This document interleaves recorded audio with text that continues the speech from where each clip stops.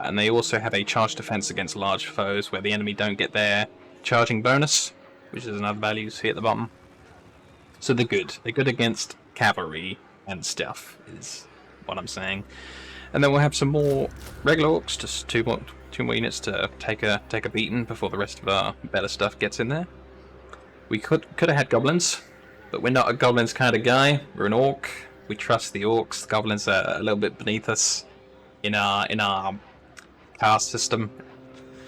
We have snotlings, which are absolutely, nothing. They're just there because they can be. They're just a block if you're running out of money, but you want to fill out your army. They're absolutely terrible. They have the trait expendable on them, same as the goblins, where, like I said, orcs don't consider them like worthy enough. Like if orcs see other orcs running away in fear, it might cause them a leadership penalty, but against something that's expendable running away nearby that's friendly, they don't consider that enough to be a turn of the battle for them to run away as well. So it's kind of interesting. The leadership system's a bit more in depth than what it might appear on the surface.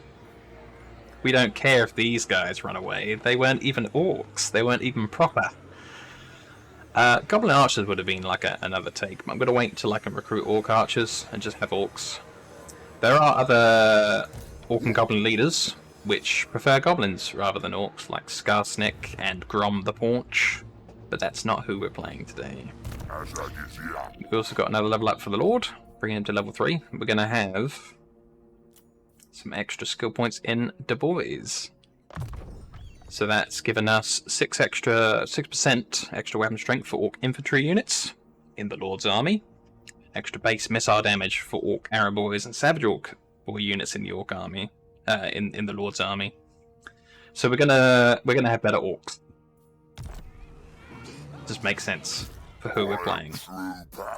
Oh, wizard also got a level up. Although we could make him generally better at finding magical items, it'd probably be more useful if he was a better spellcaster. So we're going to get another rank of Gaze of Mork. You can overcast spells in this, like giving them extra potential, but extra risk to miscast and hurt your own guy. Which is fun. Because we're not doing any more movement, let's do a research. Our only research available to us is to learn how to war. Here come the boys, they want war. So it's, it's war, but said a little bit differently. So it's going to give us 1 reputation a turn, regardless of what we do. But, like, this turn, we gained 4 reputation from fighting battles, and 1 passive gain. After we do that research, I think we'll have 2 passive gain, or at least we should. Other things to look at. Objectives. We have no current, smaller missions, but we have an overall victory that we need to achieve. We need to maintain control of the following 5 provinces, either through directly smashing it and taking it for ourselves, or by having vassals that work for us, or military alliances, a big alliance with somebody local. So we need to own the Northern World's Edge Mountains, which is where we're starting. Ostermark, which is one of our neighbours. The river Irkskoy, which is Kislev. Ostland, which is another part of the Empire, bordering Kislev. And we need to own the Peak Pass, which is south of us. And once we do all of that, and have fought 30 different settlement battles, we will have attained the short victory. Which is one way to say, well, this campaign's done, and leave if you so only want to do the short victory. But if you want to carry on playing, you get this bonus for recruit rank for all armies, where things come in 3 levels higher. There's a longer victory, where we need to not only do the short victory conditions and 75 different town battles, we also need to destroy all the other orcs, except for some certain orcs that aren't on here. So I think we're only missing the other Legendary Lord factions, which we don't have to destroy, but all the other minor ones have to go for us to be proclaimed top orcs. We'll have an extra 2 global recruitment capacity if we achieve this and then carry on playing, but we probably won't. I'll probably just do a long victory, else this will go on forever. But there's one more to take every single town in the game, or at least most of them. And that just says, look, you've really won now, there's nothing left to do. So with that done, there's only diplomacy to look at. Now, these vampires here, Vampire Counts faction, like us a little bit more, just because of our starting bonus. There we go, Ruler's Tolerance to Bone Rattlers 40, so that's our extra 40 bonus to vampires. I thirst. Here's another vampire who likes us quite a lot. We'll be able to do some diplomacy with those guys, but most of the other people around aren't overly happy with what we're doing out here. And that'll show up more as we're playing. I don't think we need to do any turn 1 diplomacy. Let's let the AI have their go. So they just the Lord start recruit units to his banner. Those guys, but those were some Norsicans. A vigil on expenditure must be maintained for your domain to prosper. Be sure to keep a close watch on your finances, lest ruin overtakes you. So like he says, got to make sure that you watch your money. We researched the war that I said we were going to research. There's a goblin with a piece of paper and a knife and some scrolls. So next up, we do have more research to do.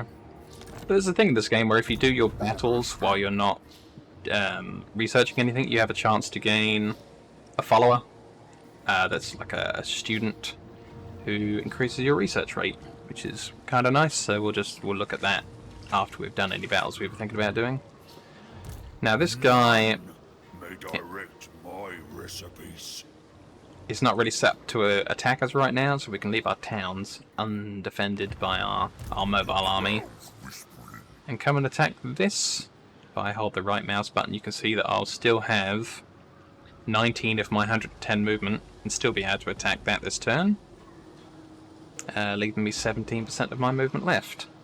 So easy peasy. Now this is an Oak's camp. They get to drop like little mini towns as camps. They have some basic troops in it and a leader. And this is something where they get to like I'm no one in charge round here. you can see from the top there, they are raiding the local towns by having a camp here, and they get some other bonuses as well.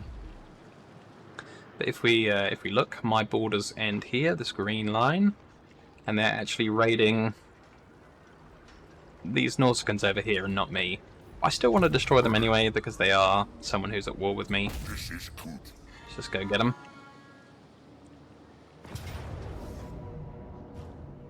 Make a quick save just because I like to habitually save the game in case the game explodes and crashes to the desktop. So we got our orc boys with spears and our extra orc boys. The people in town were resting up as well, so we got some of our replenishment back, but otherwise, yeah, we can beat this. We have a new type of enemy.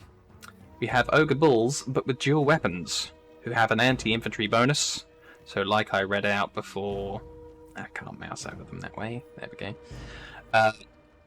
Our spearmen have an extra bonus against large enemies, people bigger than a man. These have an extra bonus against regular infantry troops of 12. It's not always 12, but these guys just happen to have 12 as well. So we've got to watch out. These could beat down, like, pretty much, you know, anything that's infantry at a surprisingly faster rate. So this is a much more ogre-looking map. It's not a dwarf town with ogres in it now. It's an actual ogre camp map. Same thing, though. One central objective that's worth more. 2 side objectives that will at least give me a bonus if I take them over and stop them from building things. Let's have a look at this ogre's camp. It's an area surrounded by trees. The snow's starting to recede as we come down the mountain. And yeah, lots of big tusks and horns and everything on an ogre map. It's another very dark one.